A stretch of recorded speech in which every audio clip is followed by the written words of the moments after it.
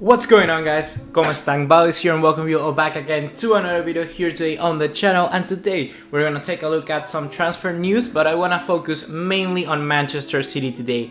And well, not mainly, all the video is going to be at Manchester City and about the revolution Pep Guardiola is putting in by buying amazing players, but mostly just raiding freaking Monaco. Like I said, I want to talk about a little bit more about Manchester City and where they sit with their transfers.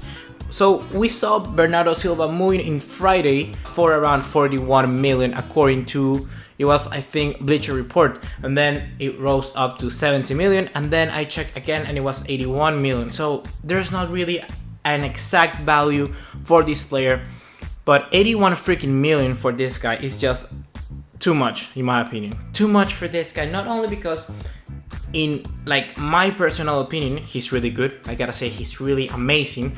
I gotta say, what a buy for Manchester City, and I will explain a little bit later why. But this guy was really good, performing in Ligue 1, having 10 goals and 10 assists. I think it was something along the lines of like 8 goals and then 2 assists in the Champions. No, I don't know. But well, it was 10 goals and 10 assists totally in this season. He was performing really nice for Monaco. Although 2 seasons right now in Monaco, and then he spent around 12 seasons in in Benfica. So this guy, to be honest, really good player, a lot of potential, but 81 freaking million for a guy that just played in Portugal and then in France is quite a lot to be, in my opinion.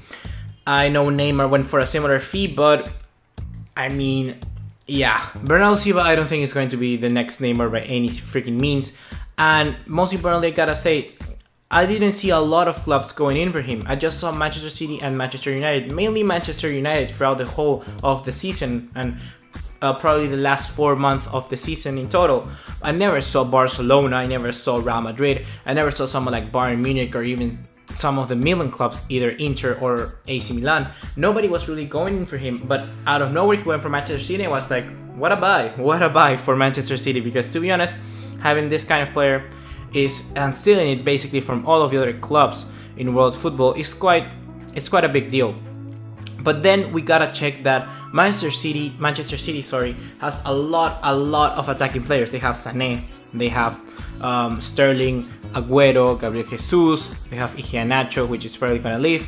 They also have David Silva and Kevin De Bruyne. So where exactly is Bernardo Silva going to fit in this formation and for Guardiola? He's like a true number 10. He can play a little bit on the wide, as we saw in Monaco, and he could probably be those kind of 10 players that will like to stay a little bit wider, sort of different to Messi. Messi goes from wide to central and normally likes to create play from the middle of the park, but then Bernardo Silva does it the other way around. He likes to get the ball from the middle, go wide, and then pass it on for a cross or just pass it in and cut inside.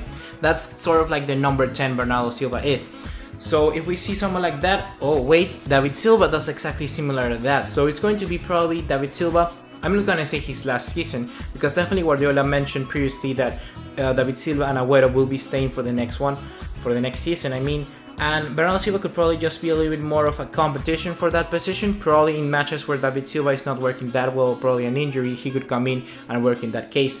But where he could fit, that's the main question, and I want to ask you that. Where do you think that Bernardo Silva is going to fit for Manchester City? Maybe as a winger, maybe as a middle of the park, I don't know, center mid, or maybe even as a shape around the formation all around and have, instead of a 4-3-3, something like a 4-2-3-1.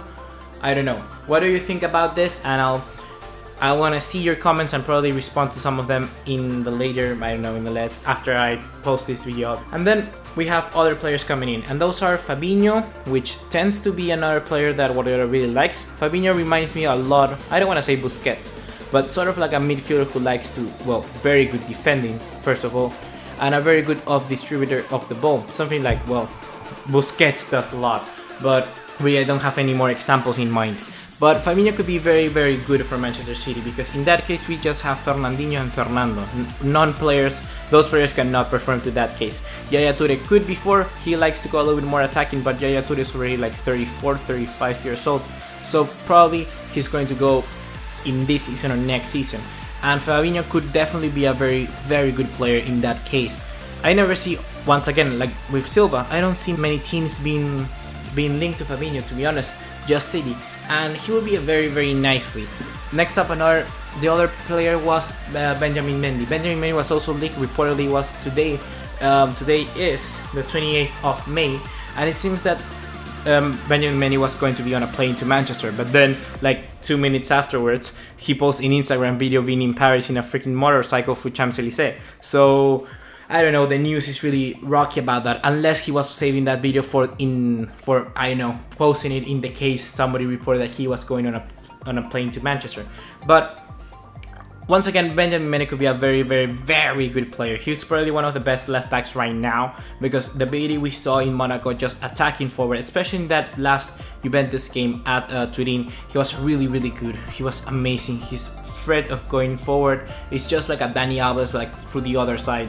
His defensive work may not be best, but really when you have somebody perhaps like